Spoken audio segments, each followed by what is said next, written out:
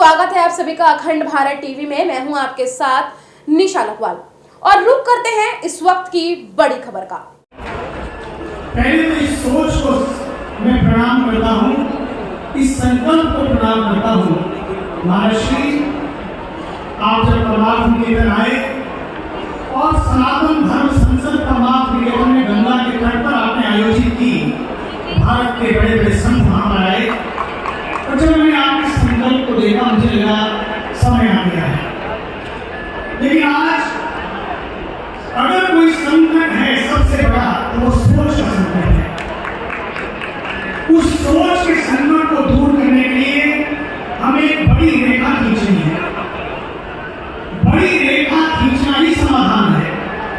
हम किसी की रेखा को छोटा करने के लिए नहीं, किसी की लाइन को समाप्त करने के लिए नहीं, बल्कि एक ऐसी लाइन जिस पर सब चल सके। सनातन की लाइन है जो सबकी लाइन है। सनातन का अर्थ है जो सबके लिए हो, सदा के लिए हो। सनातन है तो समरसता है, सनातन है तो सद्भाव है, और सनातन है तो मानवता है, सनातन है तो शांति है, और सनातन है तो विश्व शांति। इसलिए सनातन बोर्ड, इसलिए सनातन बोर्ड, सनातन बोर्ड इसलिए भी कि कोई आया, पत्थर हमारे भारत के, मिट्टी हमारे भारत की, पैसा भारत का और मजदूर भी भारत के, लेकिन ठप्पा लग गया ताजमहल पर कुछ लोगों का। वो ठप्पा एक जगह नहीं लगा है, बहुत सारे ठप्पे लगे हैं, लेकिन ठप्पा पड़ जाएगा। इससे सनातन बोर्ड की आवश्यकता है।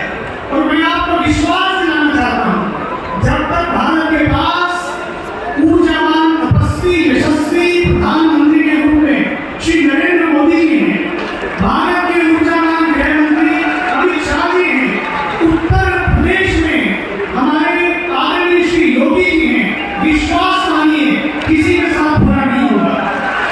किसी के साथ भी संविधान से बाहर जाकर कोई कार्रवाई नहीं होगी।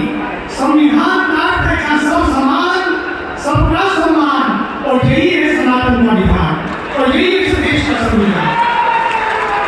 इसलिए सनातन इसलिए जरूरी है ताकि समान नागरिक संहिता बन सके, सबके लिए समान अधिकार हो, जहां एक प्रधान, एक निशान, तो क्यों ना हो एक विधान।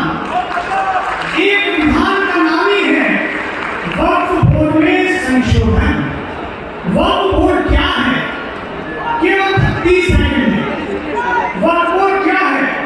वक्फ बोर्ड का अर्थ है कि राइट टू बिलीव सेक्शन 40 है, धारा संविधान की 40 में राइट टू बिलीव, उसमें ये बात लिखी है वक्फ वाले इसलिए आते हैं सबके साथ समान अधिकार। लेकिन उसमें एक धारा पास कर दी गई और उसमें कानून बना दिया गया कि जो भी संपत्ति वक्फ की है या जिस पर वक्फ का ठप्पा लगा दिया जाएगा, उसकी कहीं भी अपील नहीं होगी। उसके लिए कोई court, supreme court, high court नहीं, बल्कि उसके लिए अगर कहीं जाना पड़ेगा तो एक ट्रिब्यूनल में जाना होगा, और उस ट्रिब्यूनल में यदि कोई होगा तो केवल मुसलमान के 5 लोग जो भी लोग बैठे होंगे, कोई दूसरा नहीं होगा। अब बदलाव क्या है इसमें? ये सनातन बोर्ड किसी को मिटाने के लिए नहीं है, किसी को डराने के लिए नहीं है, किसी को धमकाने के लिए, भटकाने के लिए या भटकाने के लिए नहीं है। ये सनातन का बोर्ड इसलिए बन रहा है जो भाई बहन पिछड़ गए हैं, जिनको कोई गले नहीं लगा पाया, उस पूरे समाज को साथ लेकर गले लगाने के लिए, सबको मिलाने के लिए ये सनातन का बोर्ड बन रहा है। सनातन का बोर्ड नहीं बल्कि एक बॉन्ड है, बॉन्ड। जब सरकारें बॉन्ड निकालती हैं तो उसका शर्त होती है कि कहीं फेल नहीं होगा। ये सनातन का बोर्ड नहीं बल्कि एक सनातन का बॉन्ड बन रहा है जो सबको बाइंड करेगा, सबको साथ लाएगा। लेकिन याद रखना, किसी को मिटाने के लिए नहीं, क्योंकि भारत की ताकत, सनातन की ताकत कभी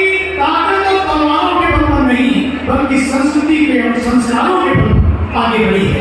इसलिए अब इतना ही है, जब जब भारत बटा है तब तब भारत कटा है, जब जब भारत कटा है तब तब भारत कटा है, और जब जब भारत बटा है तब तब भारत घटा है। इसलिए सबको साथ में रहना है। जाति गणना होनी है तो होनी चाहिए, लेकिन विकास के लिए, राजनीति के लिए नहीं।